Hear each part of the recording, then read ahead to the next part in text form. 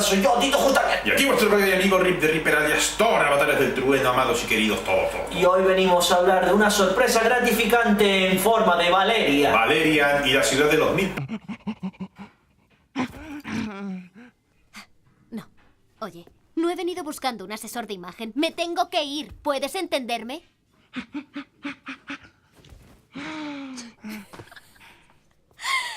que me parto.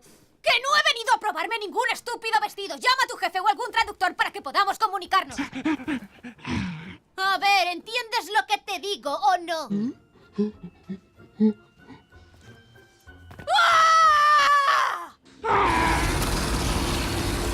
Una película francesa. Yes, indeed. Sí, de hecho, también basado en un cómic francés de finales de los años 60, principios de los 70, que fue precisamente Valerian, agente espaciotemporal, o Valerian y Lorelei, ¿vale?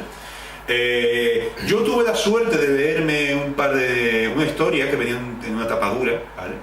Así grandita en tapadura, donde ya en esa historia pues te queda claro de dónde sacó George Lucas mucha de su imaginería. Lo de Han Solo convertido en carbonita sale en Valerian. Los viajes a la velocidad de la luz salen en Valerian. Los gamorreanos salen en Valerian. También. El casco de Boba Fett sale en Valerian. O sea, y eso en una historia de Valerian, ¿vale? Y todo lo demás de Kurosawa, de la fortaleza oculta. La fortaleza oculta de Kurosawa. Pero la influencia de Valerian no acaba ahí. Valerian ha influenciado a muchísimas obras a lo largo de la historia. La más evidente es la del Quinto Elemento, que también dirigió Luc Besson, Sí, señor. que es el mismo director de Valerian. Y que ya, incluso el dibujante, que no me recuerdo el nombre, el autor de Valerian, me parece que junto con Moebius y otros autores de la escuela, vamos a decir, europea de la ilustración de los cómics del siglo XX, ¿vale? Algunos de los más grandes vinieron de la Metal Journal. De hecho, Moebius trabajó en la Metal Journal y me parece que también el de Valerian, de ahí se conocían. Y de ahí se nota el arte europeo, que lo recomiendo encarecidamente de ver, el arte europeo en los cómics, porque no tiene mucho que ver con el americano. El americano era más hamburguesa, ¿vale? Sí. Sí estaba muy bien, nadie lo discute. Y evidentemente el cómic americano ha influenciado enormemente, ¿vale? Eso es lógico.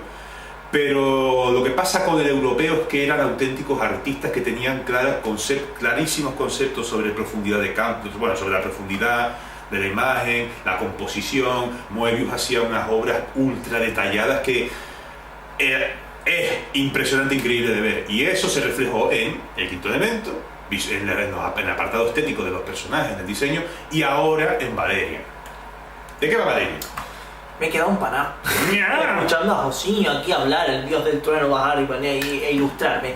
Valerian es una ópera galáctica, no te voy a decir, no te voy a mentir. Si ya has visto Star Wars, si has visto Guardianes de la Galaxia, si has visto Star Trek, pues sabes más o menos de qué va. Hay una flota interdimensional y mucha pelea, ¿no? Bueno, ahora en serio. A ver, empieza con la estación... La idea está guay, ¿no? Empieza con la... No, el principio de la película, ya lo destacaremos en lo técnico, pero el principio de la película es magistral. Porque es la Estación Espacial Internacional, la que está ahí arriba, en teoría, ¿verdad? Bueno, pues te va mostrando cómo se le van añadiendo módulos, como hoy en día, cómo van llegando primero los países más pobres de la Tierra, en plan Indonesia, Malasia, la madre de los tragos, no sé qué. China, bueno, primero China en el 2020 y pico, después no sé quién, así, ¿no? Hasta que de repente aparece pues una nave extraterrestre, el primer contacto alienígena. Y van llegando más razas, y aquellos pues se van agrupando más módulos, se van volviendo más grande. Y llega un punto en que empieza a tener su propia gravedad y está a riesgo de colisionar con la Tierra, con lo que en la Tierra lo empujan fuera de la órbita terrestre al espacio profundo. Y así nace la ciudad de los mil planetas. ¿Qué tiene esta ciudad? Bueno, que es un punto neutro de convergencia, donde todas las razas inteligentes conocidas convergen y comparten tecnología y conocimiento. Básicamente es una metrópolis intergaláctica. Y mola un cojón. Y mola un mogollón, básicamente. Vale, es la Babilonia del espacio. Exactamente. ¿Qué tiene de guay el comienzo, aparte de todo esto? Porque esta película tiene dos prólogos, hay que conocer, los dos están muy bien. Pero este prólogo concretamente lo que tiene de guay sobre todo es cómo se ve, como el de la estación espacial va envejeciendo, los sustituyen por otros, ese también va envejeciendo. Se van apareciendo razas nuevas. Eso con una música que es muy bien elegida, un tema de David Bowie, que no me acuerdo muy bien cómo se llamaba, pero que tenía algo que ver con las estrellas y el universo y toda esta movida. Y claro, pega que te canvas, y para mí es una lección total de cine. De hecho hay un momento, nada más empezar la película, nada más, empieza con un formato de imagen que no es el panorama, que no es el CinemaScope, no es el de los 30 milímetros, es como de 16, mentira, creo que es hasta de 8 milímetros, no estoy seguro, es como el cuadrado, sí creo que es el de 8 milímetros, el formato cuadrado, y cuando llega un momento de la música que hace el formato hace no lo que te digo, y te pone 2000 y pico y sube la resolución de la imagen. Es una secuencia que yo, si diese clases de cine, la pondría como ejemplo. Sí, señor. De cómo hacer un montaje sintético, un montaje donde se resume tantos años en tan poco tiempo de manera tan efectiva y que te quede tan claro. O sea, es que la idea esa de que, bueno, pues ponemos que van llegando gente y ponemos al mismo tipo, pero va envejeciendo, Sí. tal, y tú ya te haces a la idea del paso del tiempo. Va pasando tiempo, va creciendo el tema, también ves El evolucionar la diseño de las humanidad. criaturas alienígenas Es que pasa es tiempo. fantástico. ¿Cuánto pasaba? 300 años, así. Por lo menos, Pasaban sí. como 300 años, o sea, Por lo es menos. un montón. El diseño, estoy de acuerdo. El diseño de las criaturas, de la fauna, porque en esta ciudad al final hay fauna. Sí, claro. Hay fauna. Al final. Es impresionante, o sea, cómo se le ocurran. Artísticamente es un 10. A ver, yo tenía buena vibra con el tráiler, pero es que es o sea, me llevé un alegrón, después sobre todo de la anterior que fuimos a ver fue Dunkerque. Sí. Me llevé un alegrón, o sea, es una película muy buena, con unos planos súper interesantes. Hay uno que sale en un tráiler, que a lo mejor lo pongo por aquí, para que lo veáis en el tráiler, obviamente, ¿no? Como nosotros no cobramos por esto. Que al principio cuando yo lo vi en el tráiler pensé que iba a ser un plano secuencia. Pero es un traveling. Un traveling tan bien hecho que cuando un traveling está bien hecho te hace dudar si es un traveling o un plano secuencia, lo debo decir, pero es un traveling. Pero es espectacular como él va saltando de un ecosistema a otro de la nave, rompiendo las paredes, No, de la ciudad con el megatraje ese, está súper guay. La relación entre los personajes está muy bien hecha. Sí, hasta cierto punto. Hasta cierto puntito, porque ella es insufrible. Es que vamos a ver, ella Sí. no la actriz, ella lo hace bien. Lo que es el personaje de ella es insufrible. Como está escrito es un poco... Ella es ya llegaremos a eso cuando hablemos de los personajes y tal. Pero de momento lo que es lo visual, pues la peli es un espectáculo. Y bueno, terminando también de hablar de lo que iba la película, pues eso ocurre de fondo. Paralelamente, tiempo después, pues nos narran las peripecias de el agente Valerian, ¿no? El mayor Valerian, que trabaja para, pues como por una especie de, ¿cómo era? Federación Humana Unida. Sí, para el gobierno, básicamente. Para el gobierno, trabaja para el gobierno junto con su compañera Lorraine, ¿vale? Y básicamente le encasquetan una misión en la que tiene que recuperar a una criatura que es el último miembro conocido de su raza, ¿ok? En medio de esa misión, pues se le empieza a cruzar una serie de tropelías. Y acaba envuelto en lo que parece una especie de conspiración donde una especie de supuesto grupo terrorista, pone en peligro la estabilidad de la ciudad de los 1000 planetas, donde se celebra una reunión del Consejo de la Federación de Humanos Unidos y eso se puede decir a grandes rasgos que es la trama de la película, porque en realidad la trama, pese a que parece simple, claro, empieza con tantos frentes que es compleja de expresar, porque está la trama de lo de la ciudad de los 1000 planetas, luego está la trama del planeta Newell, Sí, también el primer prólogo. que es el primer prólogo, están todas esas serie de factores y claro, parece más simple de lo que realmente es. Lo único que es simple en esta película, que eso sí llegamos a un consenso, es que se nota demasiado quién es el malo. O sea, Sí, cuando aparece ya lleva aquí escrito un cartelito con neón sobre soy el malo, no lo dudes, ¿vale? Soy yo. Esa fue de las pocas fallas que nosotros realmente le encontramos. ¿Por qué? Porque, a ver, la película intenta durante un momento parecer una película como de suspense político inclusive, Sí. ¿vale? Casi como de que, una gran conspiración, y de hecho te hacen al final de la película el típico montaje de este es el malo, o sea, Sí. que te ponen todas las pruebas y todo el rollo. Pero la realidad es que no termina de funcionar. ¿Por qué? Porque es evidente que es el malo. Es que no hay otro que lo pueda sustituir. No hay otro. Es más, meter el segundo prólogo de la película en esto le hizo flaco favor. Porque ya te queda claro que ese grupo de peñas son los buenos, que no son realmente malos. ¿Ok? Y alerta spoiler, ¿vale? Lo ponemos un poquito antes porque se me fue. El caso es que tú no eres tonto y sabes atar 2 más 2. Si eso de juntas que el tipo está siempre poniendo impedimentos y que cuando sale la música se pone en plan que tiene carita de malo y que siempre quiere esto y lo otro y como no se enfada y que da órdenes raras a su robot. Que está muy bien el robot. Sí, está muy bien. Está muy chulo. Pero la historia está en que, claro, eso era muy evidente. Quizás hubiese sido más inteligente, creo yo. Nos cargamos el prólogo ese, lo metemos más bien en la parte del final. Sí, como un flashback. Como un flashback, lo resumimos el rollo, nos cargamos un poquito. Ponemos que el grupo este de aliens buenos, los PER, que el grupo de los PER se forma una pequeña casta disidente, ¿no? Que son más violentos, y les pones la película haciendo cosas malas y dices tú, vale, ellos son los malos. Y entonces cuando llega al final de la película te pegas el giro y sorprendes al espectador. Sí, señor. ¿Vale? Hubiese sido mejor así, pero no fue el caso. El caso es que fue un poco bastante obvio. Otra cosa que no termina de funcionar en la película es el humor. No, la verdad es que no, a ver, no hace demasiada gracia, no sé si lo pretende tampoco. Sí. Hay un par de veces en lo que sí lo pretende, y descaradamente me refiero, pero no, es verdad, el humor, es que los franceses para el humor son muy vuestros, lo siento, no es un insulto, sino que tenéis un humor muy vuestro y ya está, no pasa nada. El tema es como cuando se queda atrapado en ese mundo, está guapísimo, el mundo digital. Sí. Cuando se queda atrapado en el mundo digital y no puede sacar la mano. No, el mundo digital es que claro, para que veáis la imaginería de la película, ¿no? Al principio de la película él se mete en un mercado que en realidad está en otra dimensión. Es verdad, es otra dimensión, no digital, es que está en otra dimensión y puedes entrar y salir usando máquinas, vale. La cuestión es que el colega decide que solo va a entrar su brazo, ¿no? Lo más lógico, él tiene unas gafas para ver la otra dimensión. Y claro, hay un momento que se queda atascado y juega un poquito, hay que pierdes el bracito, hay que perder los testículos y no sé qué. Pero no hace gracia, es lo que dice él. O sea, los chistes no están bien llevados. La película no puede ser perfecta. Hay algunos que hace gracia, pero no termina de matar. No termina. No es Spider-Man Homecoming que te descojona por la oreja, ¿sabes? No. ¿Qué más? Visualmente espectacular, sobre todo para el presupuesto que tenían, que no era tan alto. Bueno, sí que lo eran 177 millones de euros, era alto. Y eso es un poco lo triste de este caso, porque es que la película ha resultado ser, al menos en Estados Unidos, pues un fracaso de taquilla. Si bien es verdad que la taquilla francesa está funcionando muy bien, y en Italia también.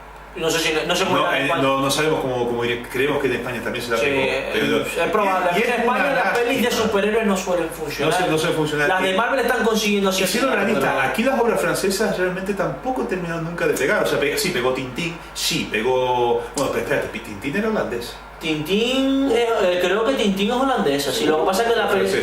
Es que no lo recuerdo, sé que la película de animación la dirigía Spielberg y que eso tuvo mucho que ver. Y que Tintín, pues. No, mentira, la producía Spielberg y la dirigía Peter Jackson. Eso. O al revés. No, creo que la pasta la ponía Spielberg, es verdad. Creo que la produjo Spielberg y ahora no estamos seguros. Da igual, estaba bien dirigida. Película maravillosa también. La recomiendo. Estaba muy bien dirigida y que quieras que no, Tintín tiene de nostalgia. Que es lo que me habla mucho. En España funciona muy bien la nostalgia. Asterix y Obelix es otro cómic francés que funcionó en España. Por lo mismo, porque tiró. Pero por ejemplo, exactamente, pero por ejemplo Valerian y muchos otros cómics como Blueberry, pues ninguno de ellos tiró mucho. Tiene sentido porque, ¿cómo te explico? O sea, bueno, a ti no te tengo que explicar nada, ¿cómo les explico a ellos? O sea, coño, que tú lo sabes también como yo, a ver, cuando tú sales fuera, siempre te dicen que es que en cuestión a cómics, España es una plaza difícil, ¿vale? Sí. España es un país, tenemos un gusto por los cómics muy peculiar, somos muy nuestros en lo que hay. Y entonces, pues obras que en el resto del mundo funcionan, llegan y se la pegan. Y obras que no funcionan, de repente España las vuelve viables. Eso es así, España es así, es el país que salva o hace menos rico a los cómics. O te salvo o te hago menos rico, o sea, es un poquito así, date cuenta que Ibáñez.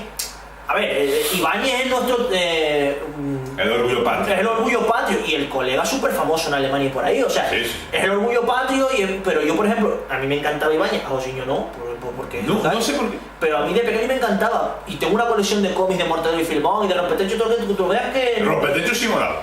Que es enorme, pero yo lo leo hoy en día y ya no me hace tanta gracia, incluso no, porque acaba siendo lo mismo que... Oye, el hombre lleva 50 años dibujando, ¿qué vas a hacer, no? Pero acaba siendo un poco... Ahora, la peli de animación que hicieron es un explote. Sí, la peli de animación que hicieron es la leche, pero vamos. Pero me reí con cosa mala. Pero Jimmy Cachondo. Jimmy Cachondo. Tiene un primo español. ¡Qué terrible!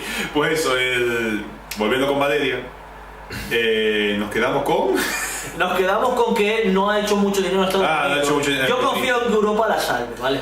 No es la primera vez. World of Warcraft se salvó por Europa y China. Vamos a ver. Y habrá que ver cómo va la película en China, ¿eh? También. Un par de chinos a los chinos. No, y de por sí la película tiene todas las papeletas de esa típica película que le encanta a los chinos, porque están con esas criaturas. Es que el diseño de las criaturas, tú las ves y dices tú, es que realmente me creo que son alienígenas. Sí. ¿Vale? O sea, mira, eso es algo que les quedó mucho mejor que Guardianes de la Galaxia. En Guardianes de la Galaxia, por alienígenas entendemos a una persona pintada de un color. Sí. Es así, que sea azul, que sea verde, que si le ponemos un par de puntitos, que si tal, pero todos son humanoides. Pero aquí no, aquí hay criaturas que no son humanoides, ¿vale? Y también son alienígenas. Y hay muchísimos diseños de distintas criaturas, algunos más mecánicos. Hay uno que es como una medusa dentro de un traje, que sale al principio dentro de un traje robótico. Que le estrecha la mano. Ese es otro que te dice, todo pringoso. Sí. O sea, todo eso está de puta madre. Ahí se nota lo que es la calidad visual o de diseño artístico de la película. ¿Por qué? Porque se basa en una obra que de por sí tenía todo eso. Sí. Era súper inventiva, tenía muchísima imaginación. De hecho, hay otra historia que también va de Valerian persiguiendo a un tipo a través del tiempo, que es un tipo que viaja en el tiempo y se carga a Nueva York con una bomba nuclear o algo así, y el tío viaja en el tiempo persiguiendo al fulano. No sé, son historias muy más... Yo la que leí iba como de dos castas. Había dos castas que estaban como en guerra, que eran como dos castas religiosas, y él estaba de por medio, en fin, chim, pum, chim, pam.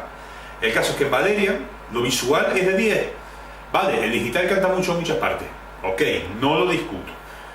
Pero es de 10 igual, porque el diseño, la imaginación, la capacidad de fascinarte con eso es abrumadora. Eso es lo que los franceses siempre han sabido hacer. O sea, los franceses siempre han sido muy visuales y muy artísticos. Ya, por ejemplo, por citar otra película, Amélie, más que de su guión, era recordada por lo visual de ella. Sí, señor.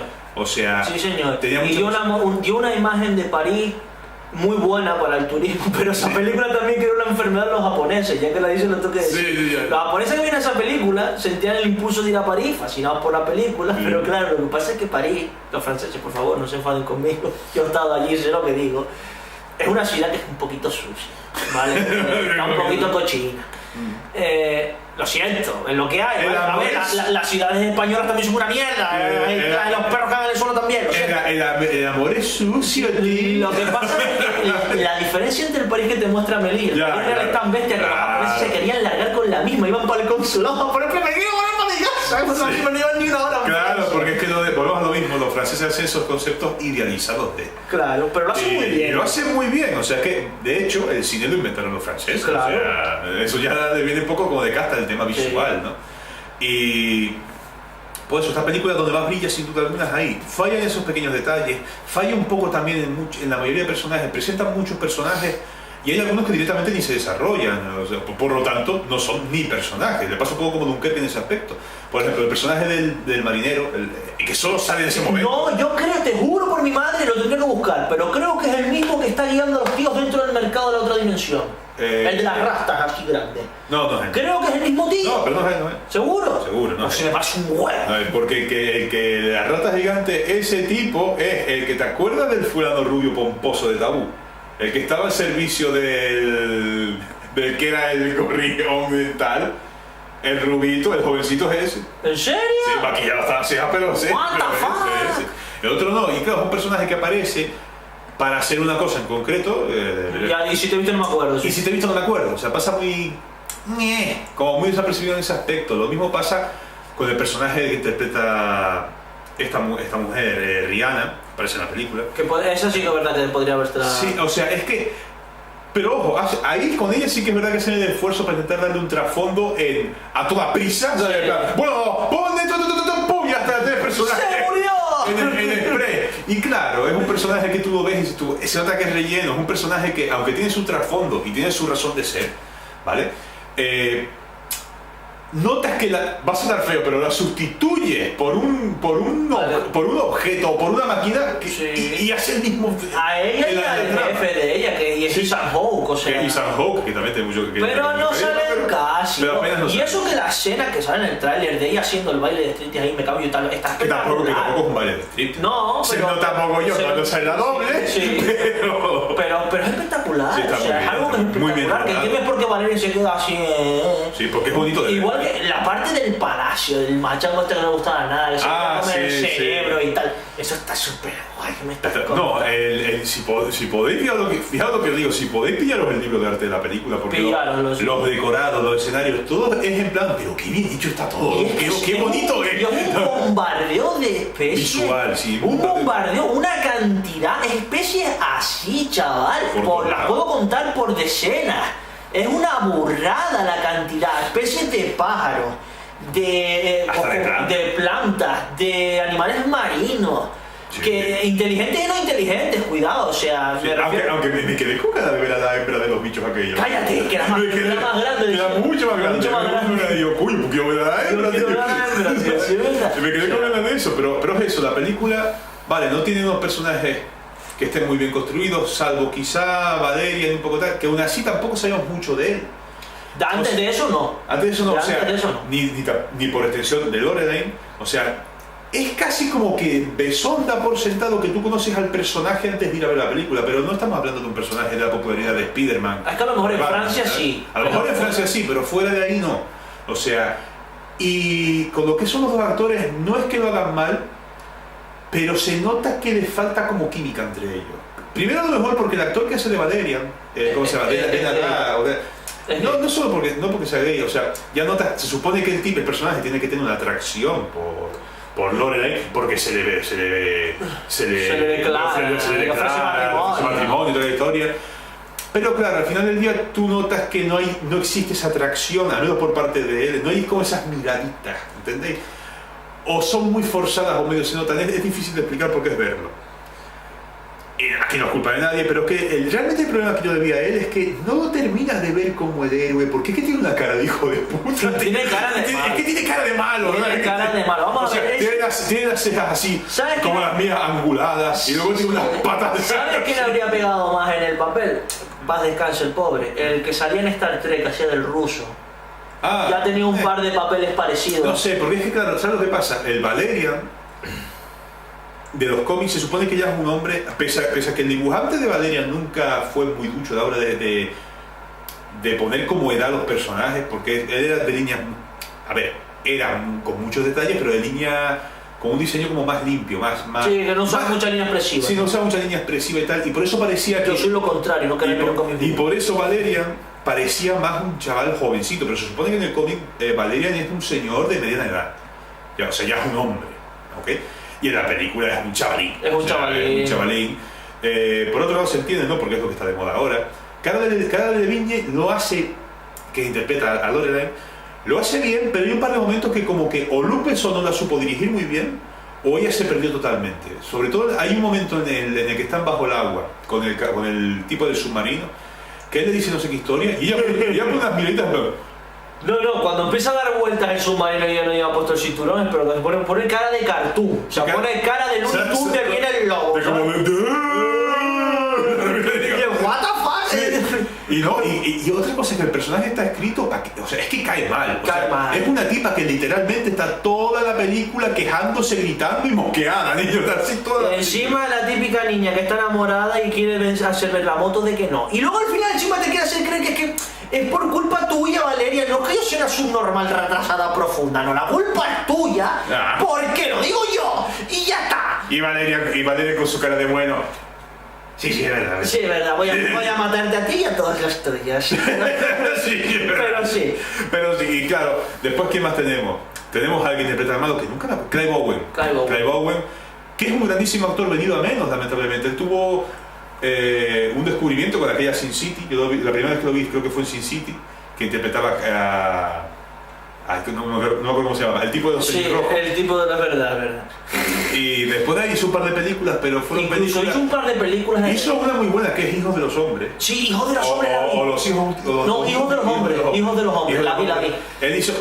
Pero claro, ninguna fue un éxito de taquilla y al final del día... No, incluso esta española... Pero muy buen actor. Esta española que hizo, que era al mismo tiempo en Madrid y en Londres, sí. El bicho que salía cuando leían la historia y no sé qué cuento, que no se veían las cámaras... No me acuerdo. Esa película también la vi, es interesante verla. Es la típica película de thriller española. Sí. Es un poquito como El monstruo viene a verme, Pero más flojito, o sea, sin tanto presupuesto, sin tanto curro, sin Bayona detrás, sin Bayona. ¿vale? Y pues ese actor que interpreta al villano, que es el comandante, no recuerdo su nombre. ¿Comandante o general? Era comandante, no, general. Era general, que tenía el cuerpo y la morada aquí. Era general. El diseño de su traje me gustó. Sí. Y él fácil es el mejor actor de la película, de los mejores, sobre todo cuando ya se pega su alegato final de "le cago en todo". Pues ahí tú dices, sí, es buen actor. O sea, ese es muy buen actor. Después, mención especial, tengo que dar al comandante, que no lo hace mal, pero pega un poco de lo mismo. No tiene trasfondo alguno, o sea, es un personaje que parecía estar ahí y cumple con su deber y se ve que es buena gente, pero no pasa a ser el prototipo de comandante militar, ¿sabes? El típico que cumple con el protocolo, pero está como investigando de fondo y casi siempre que habla es para exponer cosas, prácticamente no se desarrolla como personaje. Esta peli lo que pasa es que yo creo que tiene muchísimos personajes, muchas cosas que mostrar, pero se centra solo en unos pocos y por lo mismo medio flojean los personajes por ese aspecto.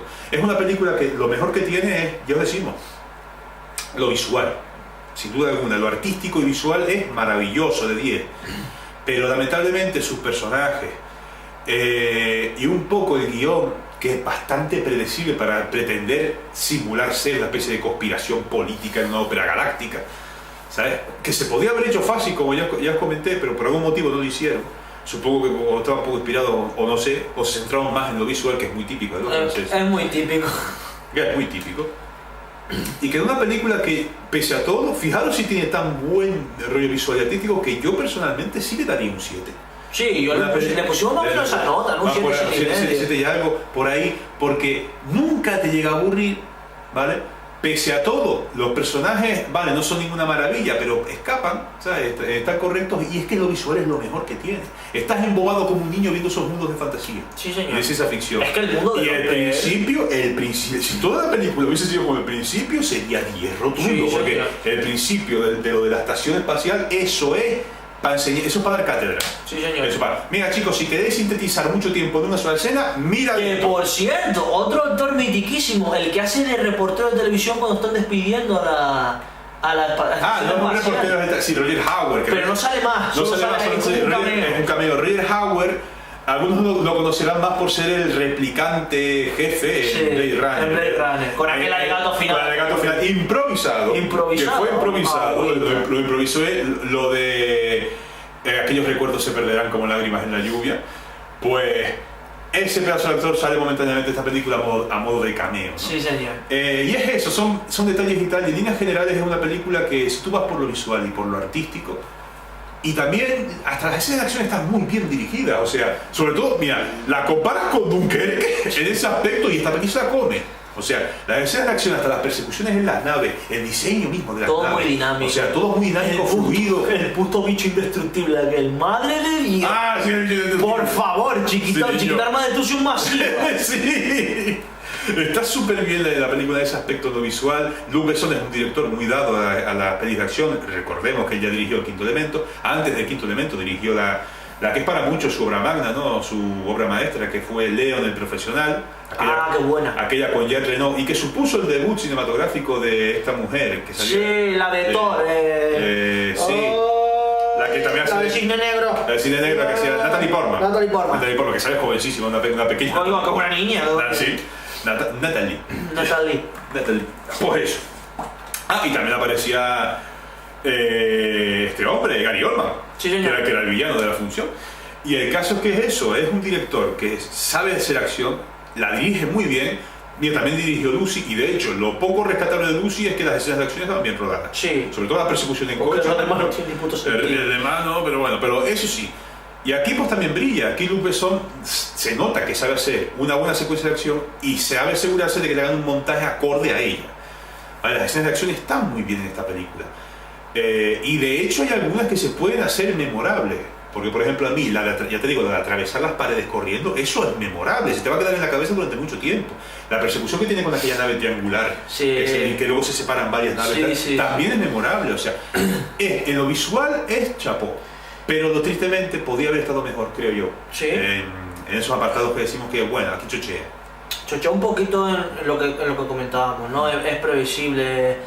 podrían haberlo hecho un poquito más enrevesado, un poquito menos previsible. Podrían haberle dado un poquito más de bola a las 3 gárgolas aquellas, que son muy graciosas. Sí, son muy graciositas y no salen mucho tampoco. Podrían haber implicado un poquito más al comandante, que es el que descubre toda la trama. Claro. Porque Valerian y la otra, bueno, sí que van un poco sospechando, pero están demasiado ocupados yendo detrás del rollo como para tal. Entonces el que realmente descubre las cosas, descubre que tienen aquel y lo están capturando, es el comandante en realidad. Y por eso digo que en el fondo el personaje tiene eso aquel, pero no... Pero que lo tendría que haber hecho de otra forma. Tendría que haber hecho de otra forma. Sí. Aunque hay una cosa curiosa, porque en la película, que esa es una cosa que voy a comentar también, sí, por regla general, la mayoría de películas, al menos las hollywoodienses o las comerciales o tal, se desarrollan en 3 actos. Lo que pasa con Valerian es que hay más de un acto. Sí. ¿Vale? Hay más de 3 actos. Porque tenemos un inicio, luego tenemos otro inicio, luego tenemos toda la parte del desierto, luego tenemos la parte de la ciudad, que concluye con la caída de Valerian, la parte en la que Lorelei va a rescatar a Valerian y hace todo lo que hace para rescatarlo, después la parte en la que Valerian va a rescatar a Lorelei y finalmente la conclusión final. Son varios actos en la película, ¿vale? Más el flashback del malo. Más el flashback del malo, pero bueno, eso incluye en el final, sí. en el acto final de la película. O sea, son varios actos y eso es algo valiente y también creo que por lo mismo mucha gente salió un poco, está bien, pero hay algo ahí que no ve, porque estamos acostumbrados a otra cosa. Cada vez que nos meten más de 3 actos, salimos un poco como, esto es raro. Igual que cuando se atreven con una banda sonora que no entra dentro de lo establecido, también acabas diciendo, es que es raro, tal, sí. Es raro, pues no es raro, es valiente. La palabra es valiente. No es raro, que es distinto. Sí, sí. Eso. Yo no le veo ahí un punto negativo a la película en ese aspecto. A mí no me disgustó. De hecho, a mí no me disgustó para nada. La banda sonora también estuvo bastante bien, Sí, bastante bien. Tampoco sería algo como para salir demasiado memorable, pero acompañaba bien. Sí. Acompañaba bien. Es que lo más memorable era la banda sonora de Big Bowie. Sí, no. Pero aquí se sacaron muchas cosas de la manga, las persecuciones, la pistola esta para crearse pasos en el aire. Sí, bueno, no es que sean las pistolas, es que son los escudos. Sí, que el gato. De energía que usa es verdad. Que usa para tal. Es verdad. Súper bien. O sea, es que visualmente en eso y en lo que es la imaginería y cómo hacer las escenas de acción, yo creo que es una película muy recomendable. Es en esos casos en los que vemos que fue una vez más maltratada por cierto sector de la crítica, ¿vale? Le dieron hasta en el carnet que sí tiene un humor muy infantil, que es verdad, es correcto, pero sentimos como que no le hacen justicia a lo artístico de la película. Tienes que ver el conjunto, exacto. Nosotros le pegamos mucho a Dunkerque, pero porque en el conjunto flaquean muchas cosas. Sí. Y porque lo bueno que tiene no brilla. Exactamente.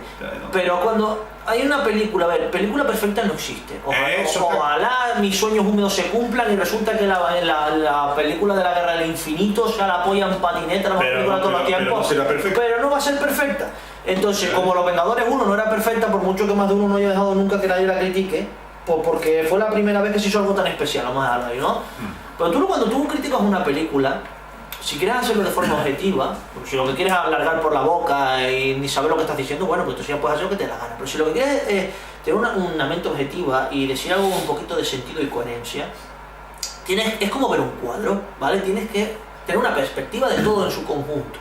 Y si sabes un poquito, mejor. Nosotros por eso siempre estamos diciendo cosas de fíjate en este plano contrapicado, en este no sé qué, en este no sé cuánto. Como cuando ves un cuadro, tú puedes ver un cuadro y te puede gustar, pero si tú sabes lo que es un punto y una línea, vas a entender mejor lo que es un cuadro, ¿vale? Esto es lo mismo, tú ves el cuadro, exactamente. Tú ves el cuadro, ves el conjunto de lo que viene a ser la película y sopesas en una balanza, ¿vale?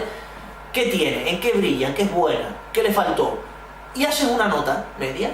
¿Vale? Y esta película es una película notable. Sí, tiene sus fallos. Y los tiene. Pero es que lo que no falla brilla tanto y tan bien que gana por ahí. Claro, si Dunkerque, por otro lado, por ejemplo, si Dunkerque hubiese brillado realmente lo bueno que tiene, pues nosotros hubiésemos salido más contentos del cine y por lo menos dirían, sí, vale, esto es una mierda, pero esto está bien. Sí. Pero es que lo malo de Dunkerque es que no brillaba realmente. O sea, nada. O sea, sí, vale, es una velita, pero no es un faro LED. No. ¿Vale? No es eso, no es algo que te dice, ¡wow! Maravillado. Sin embargo, en Valerian, vale, los personajes podrían estar mejor, estamos todos de acuerdo. Hay sobreexceso de personajes, también estamos todos de acuerdo. El humor es infantil, todos de acuerdo también. Pero es que lo visual y lo artístico está tan bien hecho, niño, y es tanto el trabajo, y es ¿sabes? Es un asalto tan apabullante a los sentidos, que dices tú, sí, vale, eso está chungo. que también nos decimos ella, que tampoco es tan chungo, pero parecía, está medio chungo. Pero es todo medio compensa. Compensa porque te quedas con esa sensación de ser niño otra vez, es que, y de ver algo que te maravilla. Es que el dinamismo, es que las películas... La escala, exactamente. La escala de no, todo. que una película tiene que tener esa chispa. Esa chispa, esa energía.